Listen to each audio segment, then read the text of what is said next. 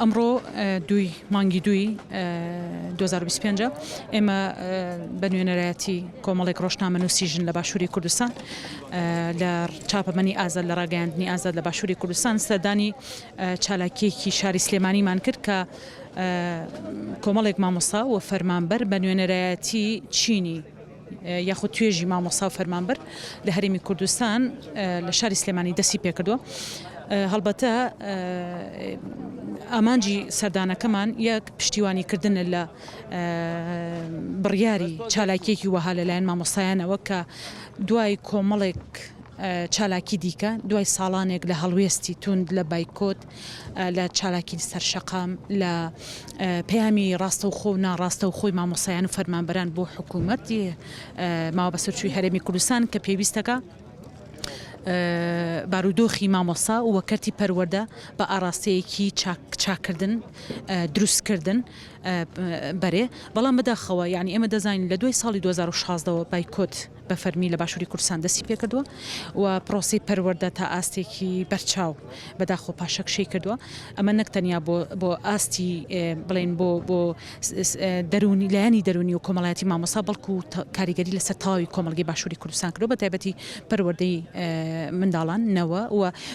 ینی ئاسایی ڕۆشتنی پرۆسی پەروەردە کە لە هەموو وڵاتێکدا لە هەموو شوێنێکدا لە ڕاستیدا دەبێت هەر کەرتێک پەکی بکەوێت نابێت پەروەردە لە ڕاستیدا نەڕاوەستێ نەپەکی بکەوێت و دەبێت هەموو دەرفەتەکانی حکوومەت بخرێتە خزمەتەوەی کە کەرتی پەروەردە بەرەو پێش بچێ. بۆ ئەم چالاکیە لە دوای نزیک 9 بۆ 10 ساڵی هەڵوێستی مامۆستایە هەڵوێستی ڕاستەقینەی مامۆستایە کە دەخوازێت حکوومەت ئەم گرفتە چارەسەر بکە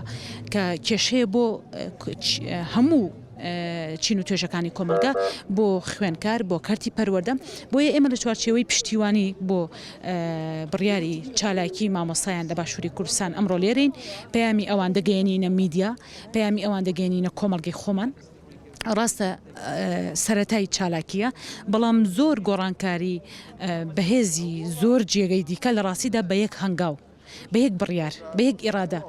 توانیوێتی زۆر گۆڕانکاری نەکتەنیا لە کەرتی پەروەردە لە کۆی حکومڕانی لە پێداچوونەوەی سیاست لە ئابووری بەدوای خۆی دابێنێ. بۆیە ئێمە وەکو ڕۆژنامە نووسانی ئازاد هەم پشتیوانی هێز و برەی مامۆستایان و فەرمانبەرانی هەرێمی کوردستانی و هەمیش هەوڵ دەدەین کە ئەو پەیامەی کە مامۆستا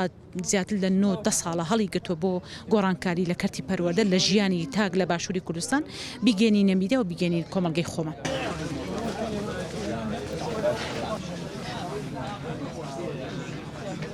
عالیە عوسمان فەقی ئەحمەد وەڵڵاهی خۆممان گرتوینەوە تویەکەکان بوو ئەنجا مێشکمەرە خولێتەوە تایە دایمە مێشکمە خولێتەوە لەم شتانە من خوێنم سەوز بوو برایەکم لە 6 علمی براوە هەرمەیتم نەدیوە برایەکم لە 31 ئابا براوە برازا و برام هەمووی کوژراوە مانگرتوەکان بووم ئەوە یەکێکە لەگەڵ مایە زۆر بووین لە ژوورەوە هەمویانم شکردیەوە نەمردم دیانم خەمم بوو بیان بینم وەڵڵا هاتم بۆ غیرەت بەمە بەر ئەمانە نان خواردن چییە ئاو خواردن چییە ئینسان کوردی ئەمە کوردی بەڕاستین هەتا ئەمرم پشتیوانیانەکەم ڕەبی لەشیان ساغ بێ ڕەبی بێوەی بن ڕەبی خوا ئاگای لێیان بێ.